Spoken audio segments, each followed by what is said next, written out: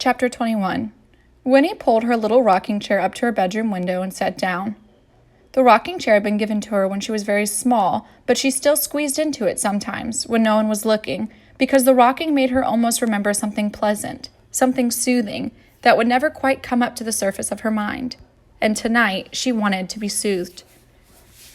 The constable had brought her home.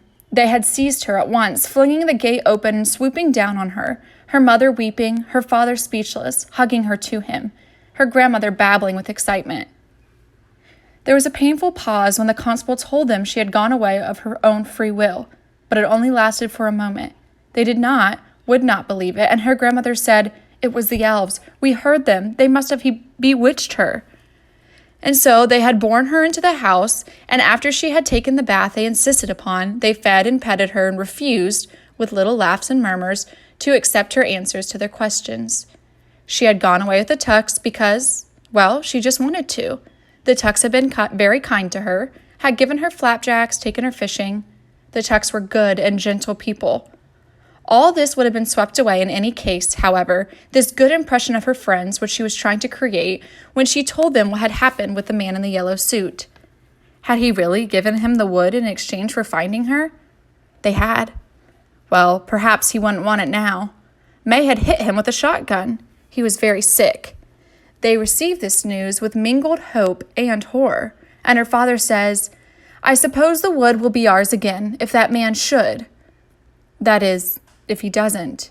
"You mean if he dies," Winnie said flatly, and they had sat back, shocked. Soon after, they put her to bed with many kisses, but they peered at her anxiously over her shoulders as they tipped out of her room, as if they sensed that she was different now from what she had been before, as if some part of her had slipped away. Well thought, Winnie, crossing her arms on the windowsill. She was different. Things had happened to her that were hers alone, and had nothing to do with them. It was the first time, and no amount of telling about it could help them understand or share what she felt. It was satisfying and lonely, both at once. She rocked, gazing out at the twilight, and the soothing feeling came reliably into her bones. That feeling, it tied her to them, to her mother, her father, her grandmother, with such strong threads, too ancient and too precious to be broken. But there were new threads now, tugging and insistent, which tied her just as firmly to the Tucks. Winnie watched the sky slide into blackness over the wood outside her window. There was not the least hint of a breeze to soften the heavy August night. And then, over the treetops on the faraway horizon, there was a flash of white, heat lightning.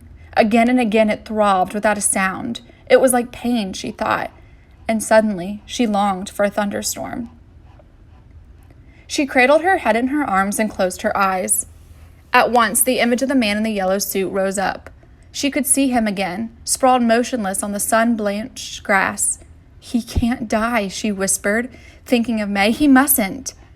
And then she considered his plans for the water in the spring, and Tuck's voice saying that all come up running like pigs to slops. And she found herself thinking, if it is true about the spring, then he has to die. He must. And that's why May did it. Then she heard hoofbeats on the road below, a horse hurrying into the village, and not long after there were footsteps and a knocking on the door. Winnie crept out of her room and crouched in the shadows at the top of the stairs. It was the constable. She heard him saying, "So that's that, Mr. Foster. We can't press no kidnapping charges since your little girl claims that wasn't no kidnapping. But it don't matter now. Anyway, the doc just got back a few minutes ago. That feller, the one you sold your land to, he's dead." There was a pause, and the murmur of other voices, then a match striking. The acrid smell of fresh cider filled the house. "Yep, she got him a good one, all right. He never even came to, so it's an open and shut case, since I seen her do it. Eyewitness. No question about it. They'll hang her for sure." Winnie went back to her room and climbed into bed. She lay in the dark, propped up on the pillows, and stared at the lighter square of her window and the heat lightning throbbing. It was like pain, she thought again, a dull pain on the fringes of the sky. May had killed the man in the yellow suit, and she had meant to kill him. Winnie had killed a wasp once, in fear and anger, just in time to spare herself a stinging. She had slammed at the wasp with a heavy book and killed it, And then, seeing its body broken, the thin wings stilled, she had wished it were alive again. She had wept for the wasp. Was May weeping now for the man in the yellow suit? In spite of her to wish to spare the world, did she wish he were alive again? There was no way of knowing, but May had done what she thought she had to do. Winnie closed her eyes to shut out the silent pulsing of the lightning. Now she would have to do something. She had no idea what, but something. May Tuck must not go to the gallows to be hung.